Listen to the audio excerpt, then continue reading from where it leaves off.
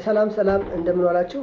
እንግዲህ ሁላችንም እንደምናውቀው በእስራኤልና በኢራን መካከል ጦርነት ከተጀመረ ይህ ዛሬ 8ኛ ቀናቸው ነው።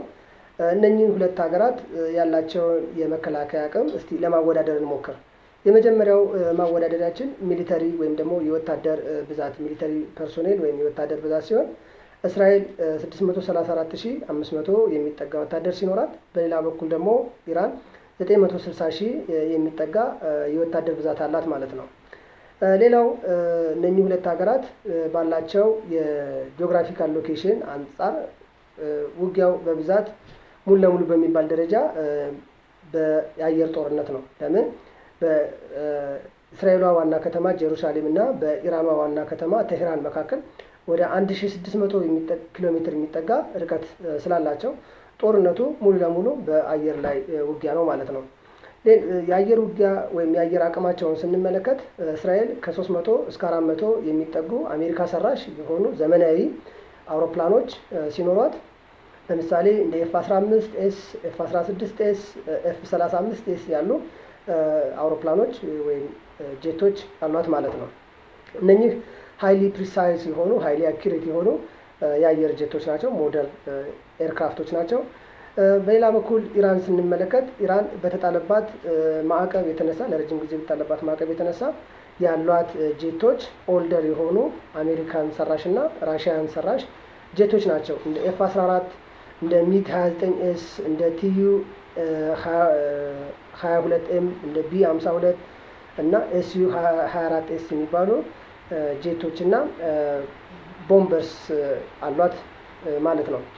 ሌላው የአየር ቴክኖሎጂያቸውን ስናወዳደር የምናወዳደረው ኤር ዲፌንስ ሲስተማቸውን አንቲ ሚሳይል ሲስተማቸውን ሲሆን በአንቲ ሚሳይል ስናወዳደር እስራኤል ዘመናዊ የሚባሉ የአየር መቃወሚያ ሲስተሞች አሏት። እንደ አይረን ዶም፣ እንደ ዴቪድ ስሊንግ ወይም የዳዊት ወንጭፍ እና አሮን ስሪ የሚባሉ ዘመናዊ የአየር መቃወሚያ ሲስተም አላት።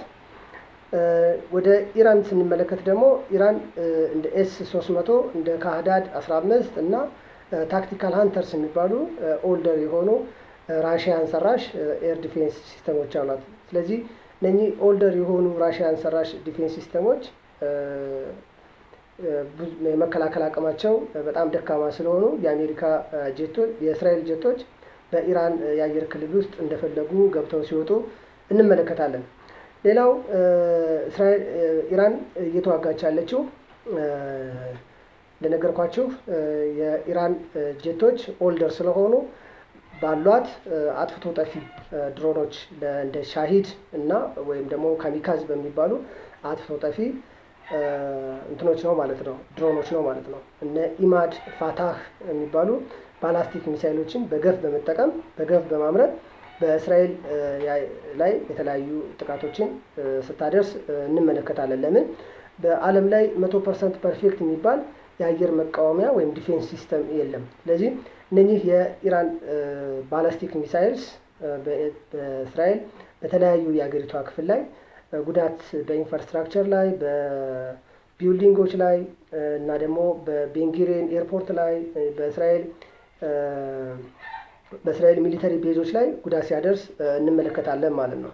በተለይ በቴል አቪቭ እና በሃይፋ በሚባሉ በእስራኤል ከተሞች ላይ ሲወድቁ እንመለከታለን። ሌላው የመጨረሻው ኒውክሊየር ይሆናል። በኒውክሊየር ስናወዳድራቸው እስራኤል ኒውክሊየር እንዳላት ይገመታል። በሌላ በኩል ኢራን ኒውክሊየር የላትም። ለዚህም ነው ኢራን ኒውክሊየር አመርታለሁ በሚል ነው ወደ ጦርነት የገቡትም። ሃይማኖታዊ ሳይሆን ፖለቲካዊ እንደሆነ የሚነገረው ኢራን ኒውክሊየር አመርታለሁ፣ ይሄን ኒውክሊየርን ለኃይል ማመንጫነትና ለሚሊተሪ መጠቀም አለብኝ የሚል እምነት አላት። እስራኤል ደግሞ ይህ ኒውክሊየር የኔን አደጋ ላይ ይጥላል፣ ኢራን ኒውክሊየር ባለቤት ልትሆን አይገባም በሚል ነው ወደዚህ ጦርነት የገቡት። ስላዳመጣችሁኝ አመሰግናለሁ። ሰላም ለሀገራችን፣ ሰላም ለዓለማችን ያምጣልን። ባይ ባይ።